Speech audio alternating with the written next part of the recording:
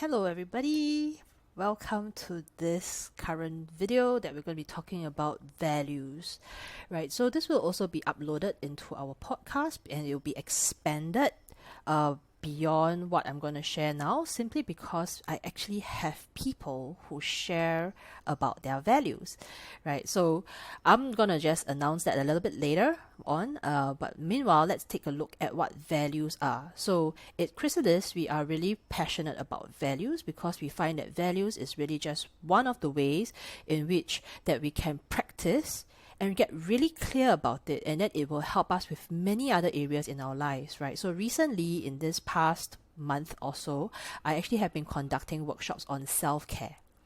And in self-care, really the discovery is also that if we are clear about our values, we actually are able to self-care better.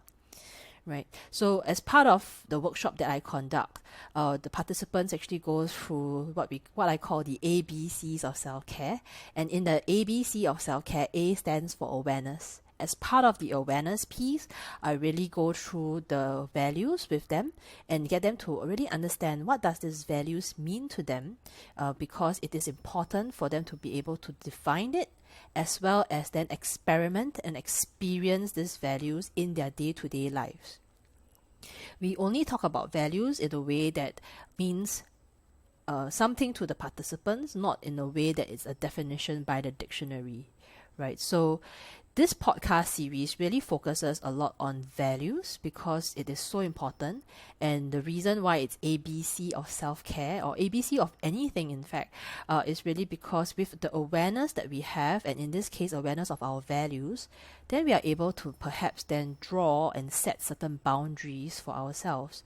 If we are not clear and aware of perhaps what these values mean to us and how important it is and how it's been defined and being experienced, then it's a little bit difficult to define certain boundaries that we might want to have to take care of ourselves as well as to take care of others around us, right? So that's the ABCs. Well, the C part is really compassion, which is a value in its own, right? So we just going through this process, and the entire idea of this podcast series or this video series is really to bring this to light and to allow more people to experience the values and become a bit clearer.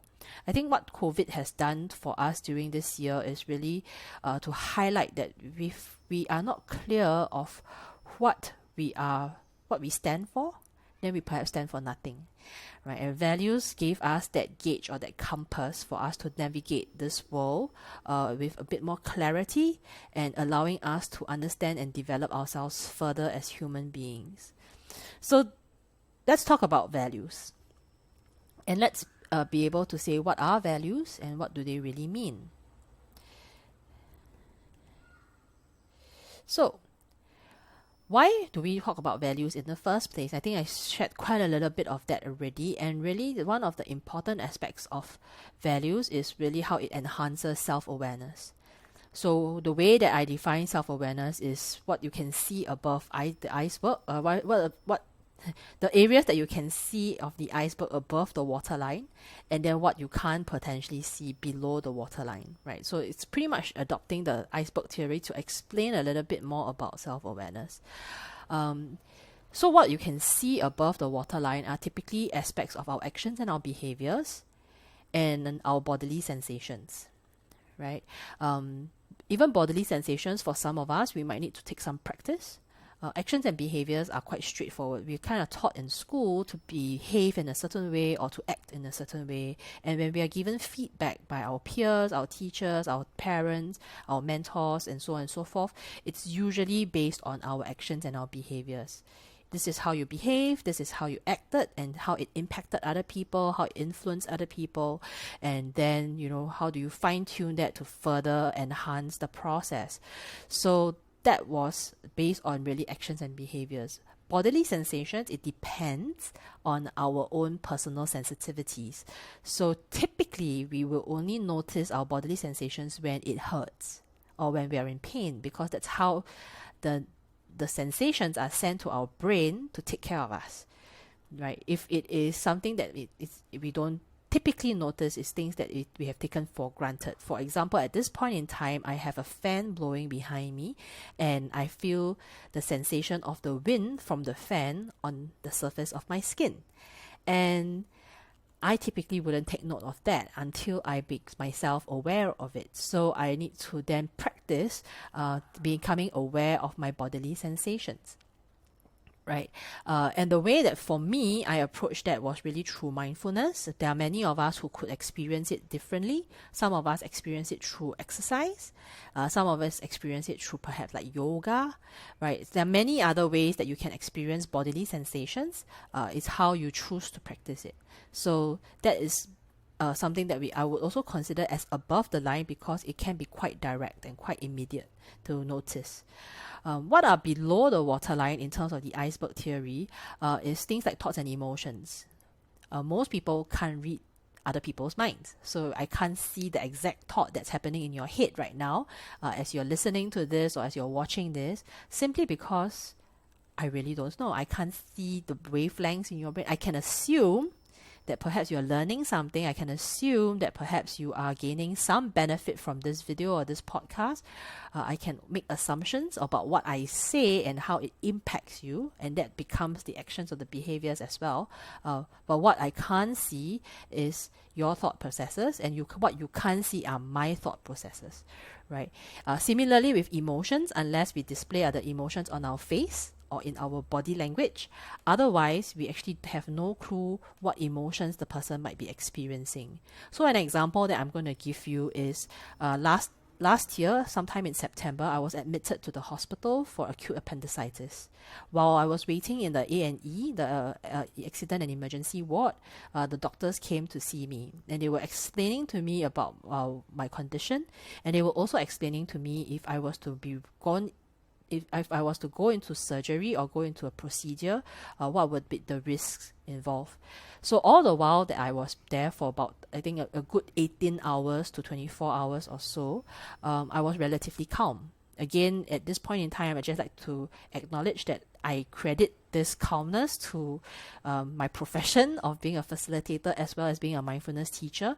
I think the practice of mindfulness really allowed me to be really in a calm space for most of the time that I was there. And actually, I was carrying a lot of curiosity with me as I was observing the nurses working within the space as well as the other patients within the space, what they were experiencing and what they were going through. And every time the doctors and the nurses come and speak to me, I was in a relatively calm state, trying to understand what they were sharing and what was the intention behind the sharing and how serious my condition might be and what kind of decisions I have to make. So my expression on my face was pretty much calm until the point in time when the doctor or the houseman had to come and explain to me the risk that was involved. By that time, I was actually a bit overwhelmed with some of the information, and I was in my head trying to make certain decisions. And the houseman was telling me about the risk. So one of the risks that was involved was about the general anesthesia that I will put into, which is GA, and there is a certain risk of perhaps not waking up. Right. So at that point in time, when he mentioned that there might be a point in time that I might not wake up, and that there is a certain risk, although the risk is really, really low. I think it was a 1% or something like that. It actually caught my attention, I suppose, and then I teared. And the response from the houseman was, "Are you crying?" And I was like, yeah, at some point in time, I would have some anxiety, I assume, and I would, have to demonstrate that emotion of anxiety. And he's like, "Oh, because you were so calm throughout and you were quite, collected, we actually didn't know what you were experiencing and that you might have been going through anxiety." And I'm like, sure, right? So again, if the emotions was not displayed on the face or in the body language in any way, someone else will not be able to notice what my emotion might be. And which is why I'm placing thoughts and emotions under the surface, just under the surface, because at some point these might surface. Again, how aware we are to notice how this surfaces. Right. The other things that are below the surface could be things like motivation, what motivates us, and usually these are either demonstrated through actions and behaviors, or it needs to be articulated. So if it's not been articulated yet or has not been demonstrated, we actually have no clue what might be motivating the individual. And the individuals themselves, without that clarity or without understanding their thoughts and emotions and checking the patterns in their behaviors and actions, they might not be as aware of what those motivations might be either. And motivations can be also part of values and beliefs and conditioning, because we hold certain values, because we hold certain beliefs, and because of certain conditioning we might have in our lives. Therefore, our motivations could be structured in that way. So an example is, if I value my family, then my motivation would be whatever that I do, I will do with my family in mind. So for example, if I was to go and earn money, and I need to find a profession to do that, I would find a profession that would then provide me perhaps time with my family, or would provide me with sufficient money for me to take care of my family, right? And then I will be motivated to do the job. No matter how crappy it is, I will come back to saying that because family is the key area in which I'm valuing, and therefore I will be motivated to do the work to support my family, right? That's one example, right? So the beliefs that I have could also be powering my motivations, right? So if I believe that the only way to go is to understand our values, so do you see that's the motivation for me to do this video? For me to then share my perspective of what the importance of values are with the world. So that was the reason, belief that I have that values is one of the ways in which we can better ourselves and raise that awareness for ourselves, and then in the process perhaps self-care for ourselves better, right? There are many reasons why values are important for me, and I in my own practice and in my own development and experience and journey, I have discovered that, hey, actually values play a really big part, and I really need to harness and experience these values for me to be able to do a better job with the work that I'm doing, right? And then conditioning as well. I think conditioning, I don't have to elaborate too much on it. The most straightforward one is, why do we go for certain professions and motivated to study harder to do certain things? It's usually through societal conditioning to say that certain professions are better than other professions, or that I am going to earn more money, or I'm going to be recognized more, and therefore I am motivated to achieve that, right? So that's some of the reasons why values are important, to know where we stand, and really because values is a part of self-awareness. And I mean, we can touch on all the rest as well, and we have done so in previous videos as well as the workshops that we conduct.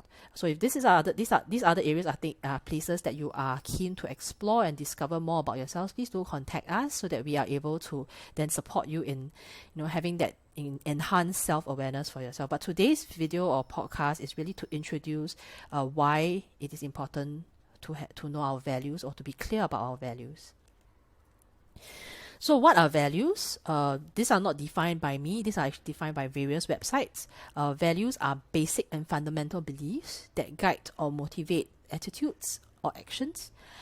Personal values are personal beliefs about the right and the wrong, and the may or may not be considered moral, right? So this is defined by this website called ethicssage.com, and they wrote this in 2018.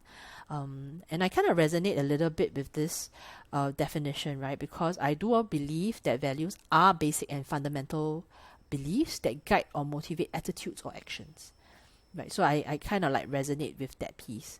And then the other definition that we have here is that your values are the things that you believe are important in the way you live and work. And this is on the website called mindtools.com.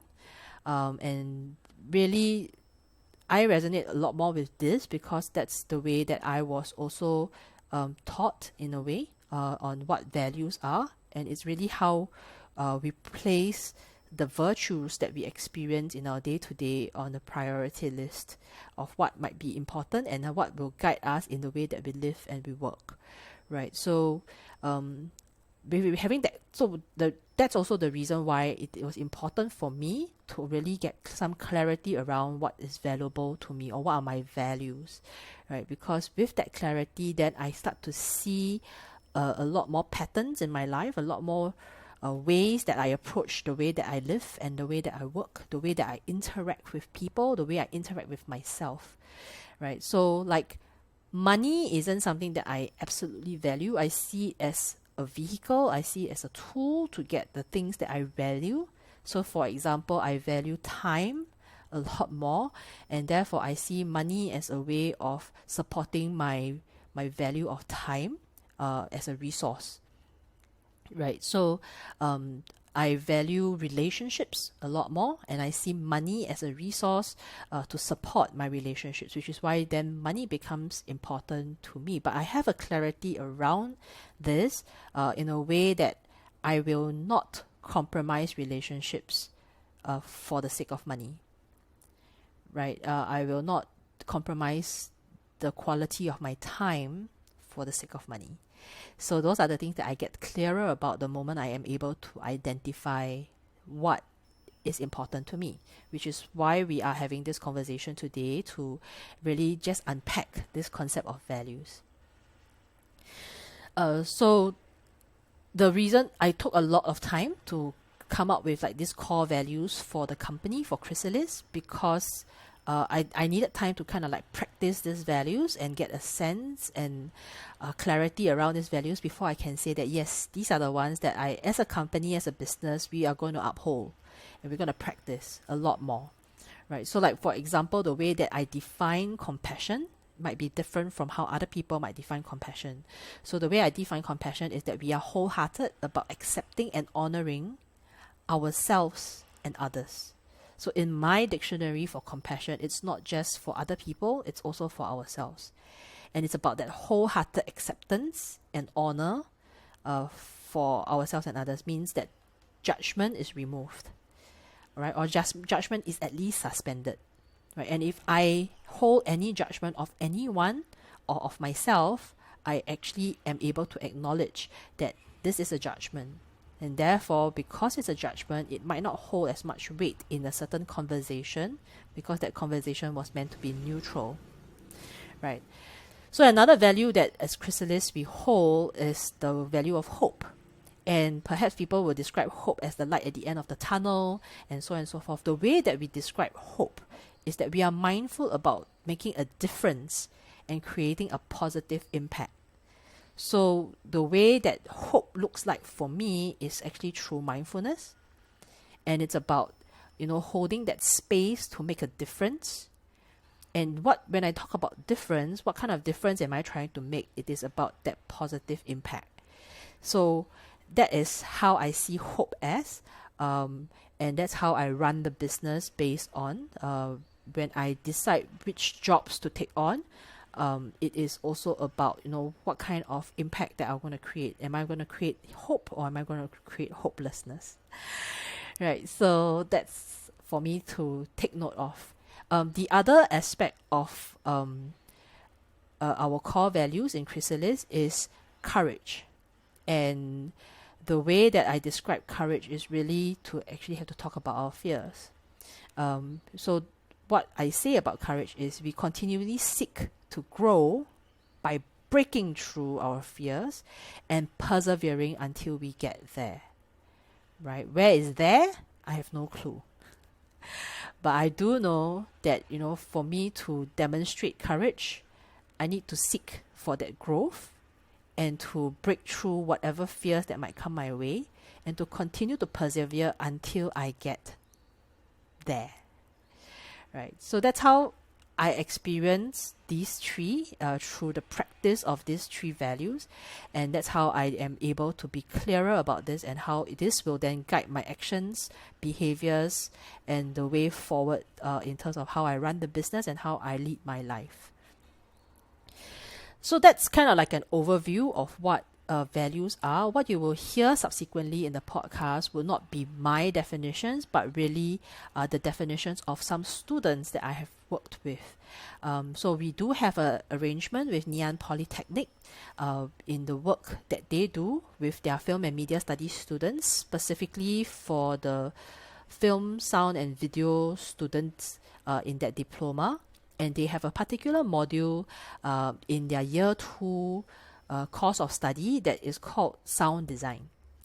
And as part of the course of that study, they learn about how to maximize the sound and how to make the sound clear, whether it is voice, whether it is sound effects, whether it's music. They learn that, and as part of their learning, they will then use that skill and that knowledge to provide a service for someone else. And I'm very honored and blessed to be chosen to be the partner with them in this particular module in their service, in providing the service for, and therefore I also hope that they will discover a little bit more and raise their self-awareness in terms of the values that they practice, right? So what has happened is actually we have been working with them for about 3 to 4 years now, and we have actually quite a number of values that the students have practiced across the different batches of diploma in the FSV diploma, and they have then recorded themselves in the practice of the values that they have chosen. So we gave them a list to choose from, and then they had to go and practice those values and then record it into like a audio bite for them to be able to share how that experience has been like for them and what is their definition of that particular value they have chosen. So in the subsequent podcast, and you will only hear this in the podcast on Spotify or Apple Podcasts and whichever other channels that you can find podcasts on, you will only hear their definitions on that. You won't see it in the video. So if you are keen to allow yourself to learn more about values, and you like to hear from these students about their experience in practicing these values and how they define certain values, then I encourage you to go onto Spotify or Apple Podcasts or whichever podcast platform that you're listening from and look for Crystallizing, which is the name of our podcast series, and look specifically for the list that I'm going to roll out with regards to values. So these values will then be attached to whatever values that the students have chosen. So for example, the value of love, the value of empathy, the value of honesty, and so on and so forth. Interestingly, some of the values will have probably more than one student who have selected to experience and experiment with. So you hear more than one student sharing their experience and their definitions of what that particular value is. And then there might be some values that only one student might have chosen, and you will hear only that one student sharing, right? And this entire podcast series will continue to evolve as long as we continue to work with these students, right? So currently at this point in time, there's actually one group of students that is going through the diploma now, and they are putting together their experience and putting it into an audio bite. I would likely receive this batch's audio bites perhaps sometime early next year. So you won't hear from the current batch, but you will be hearing from the previous batches. So enjoy the podcast. It's not meant to be heavy. It's meant to be kept light and really to just allow it to be a platform for you to listen. And I think my suggestion and my hope for you, and you see hope comes up again, my suggestion and my hope for you, whoever that might be listening to this podcast series, is if you already have a definition for yourself for the values that you honor, then go ahead and experiment with that first. After you've done experimenting with that, and when I say experiment with that, I think it's like if you hold the value of honesty or integrity in this following week since you're hearing this announcement, is to really go and be more aware of when you are practicing honesty, when are you practicing integrity, for example, and then formulate kind of like a definition for yourself, like honesty means this to me, or honesty looks like this to me. I see this is how I demonstrated honesty, or this is how I spoke about honesty, right? So that's one way to practice. And I'm just going to give you a quick example of coming out with a definition, right? So the typical definition of empathy is that to put yourself in someone else's shoes, right? So I'm going to repeat that again. The common definition of empathy is to put yourself in someone else's shoes. And as I'm practicing the value of empathy, I realized that if I was to literally do that, to place myself in someone else's shoes, and if I'm wearing a pair of shoes, I will find that either it's a very tight fit or it'll be very uncomfortable because I have not removed my own shoes, right? So I won't be able to fit into other people's shoes as well. So in that process of practicing empathy, what I learned is for me to really experience what it is like to be in other people's shoes, I need to first remove my own shoes, which is a definition that we have never been taught.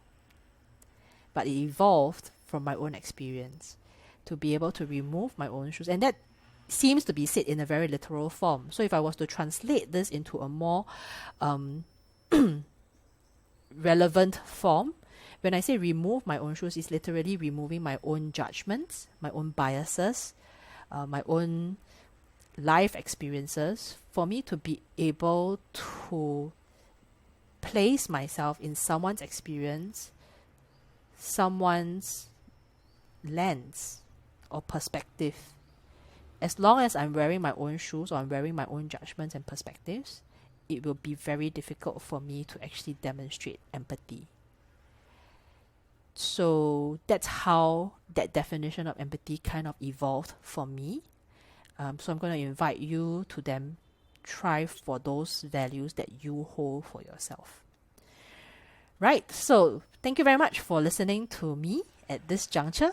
And if you are watching this video, my suggestion and encouragement is really to go onto our podcast on Spotify or Apple Podcasts and whichever platform that you are, and look for Crystallizing. We have several different series there because we have been on the podcast for coming to about a year, and so we have curated quite a lot of conversations with ourselves and also with other people. So if you're keen to just explore all those others as well, please go ahead.